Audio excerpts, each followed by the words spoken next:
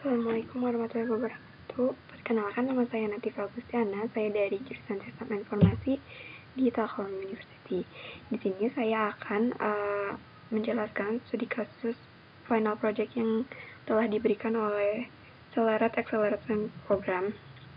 Yang pertama, saya akan menjelaskan apa itu Big Data. Big Data itu telah menjadi topik bisnis yang sangat populer di kalangan organisasi bisnis, karena kemampuannya untuk mengumpulkan dan menganalisa data dalam skala yang luar biasa. BI ini mengkombinasikan teknik analisis data, data preparation, data modeling, dan data visualisasi untuk membantu bisnis membuat keputusan yang tepat. Nah, pada studi kasus credit risk analysis kali ini, kami melakukan proses data preparation dengan menggunakan Pentaho, lalu melakukan proses modeling dan prediksi data dengan metode logistik regresi, support vector machine, dan naive Bayes. Untuk proses data visualisasinya sendiri, kami menggunakan tools Tableau. Baik, langsung saja ke tahapan pertama, yaitu melakukan data preparation. Pada data preparation ini, kami melakukan beberapa langkah. Yang pertama itu menggabungkan data aplikasi history female dan male menggunakan fitur event stream. Lalu, kita juga menggabungkan file credit history dengan mengelompokkan pada data credit history menggunakan fitur group by. Pengelompokannya sendiri berdasarkan overdue maksimum. Lalu, kedua file tersebut digabungkan menggunakan stream lookup. Begitu juga dengan file house, marital, dan education kita gabungkan menggunakan fitur stream lookup. Setelah digabungkan, kami melakukan modifikasi pada JavaScript. Berikut merupakan script yang kami tulis.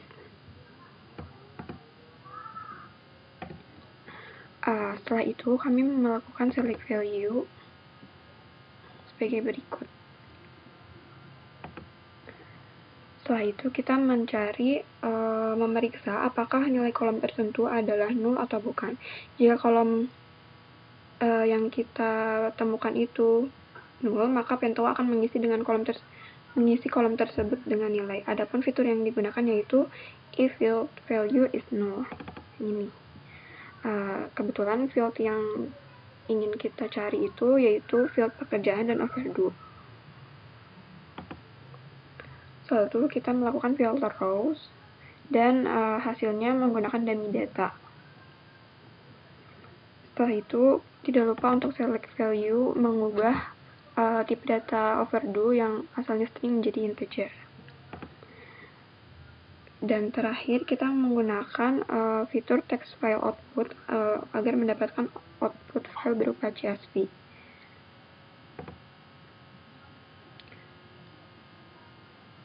Adapun output filenya sebagai berikut.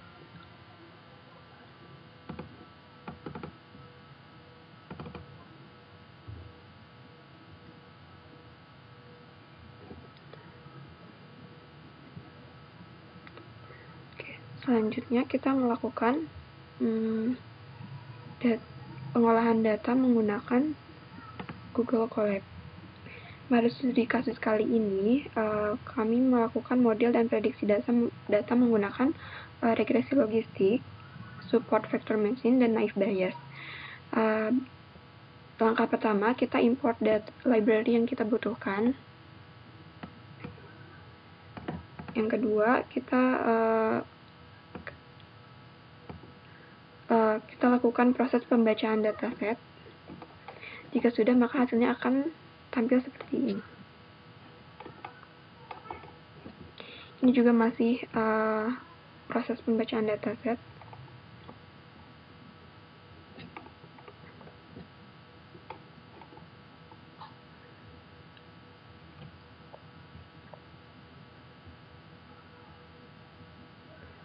Selanjutnya, deklarasi variabel fitur targetnya,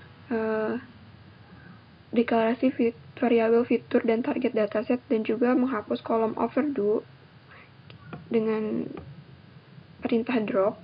lalu memasukkan kolom overdue pada variabel target. Setelah itu, kita melakukan split data training dan testing dataset. Nah, pada proses ini, kita membagi data latih dan data uji menggunakan persentase sebesar 30% dari keseluruhan dataset.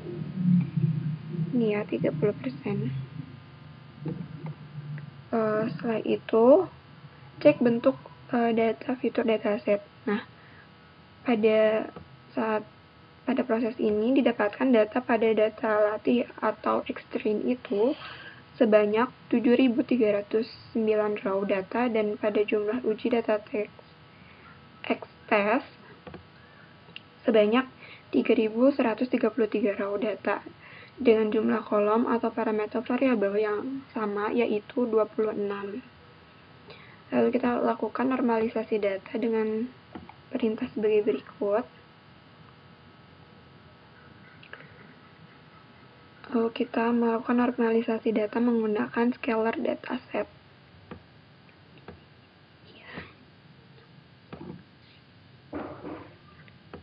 Nah, kita juga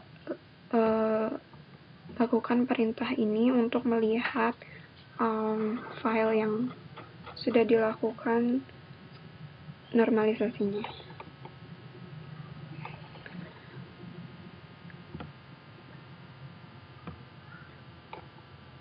Selanjutnya kita melakukan pelatihan model. Nah, pada proses ini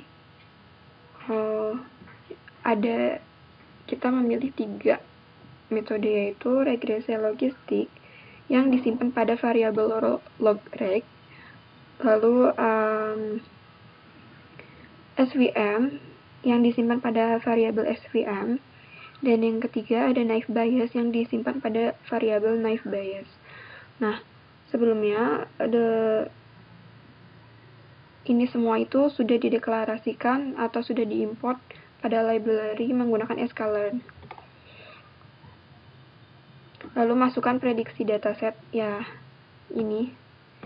Pada proses ini kita melakukan proses prediksi yang kemudian hasilnya disimpan pada variabel ypred1.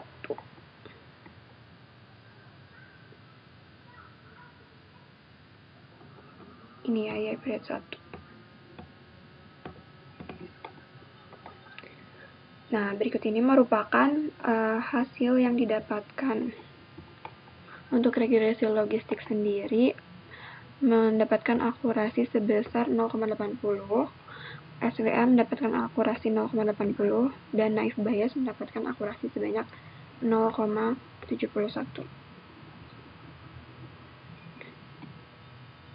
Mungkin selanjutnya langsung saja kita ke data visualisasi.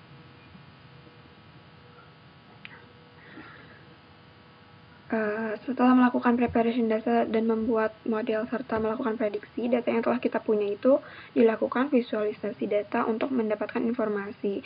Untuk studi kasus kali ini, kami menggunakan tools Tableau. Nah, berikut ini merupakan tampilan dashboard credit analysis.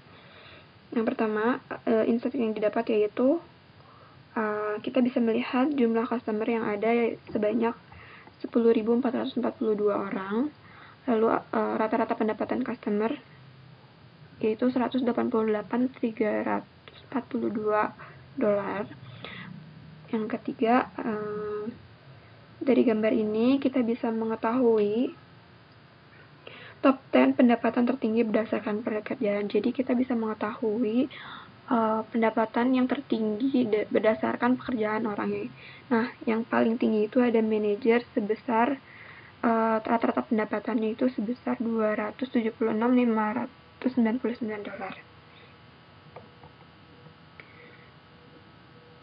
Yang selanjutnya ada insight rata-rata tipe pendapatan.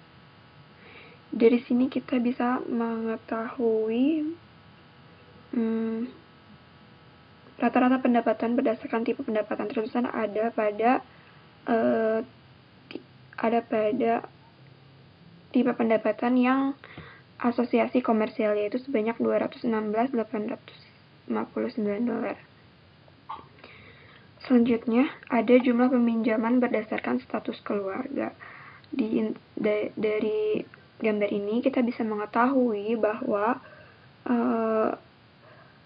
peminjam yang terbesar berdasarkan status keluarga itu adalah pada status keluarga yang sudah menikah. Jadi kesimpulannya dari dashboard ini kita bisa mengetahui pendapatan paling tertinggi itu yang pekerjaannya apa dan tipe pendapatannya apa, dan adapun jumlah peminjaman yang terbesar itu adalah yang status keluarganya sudah menikah. Mungkin sekian pemaparan final project dari saya. Mohon maaf bila ada kesalahan. Terima kasih. Wassalamualaikum warahmatullahi wabarakatuh.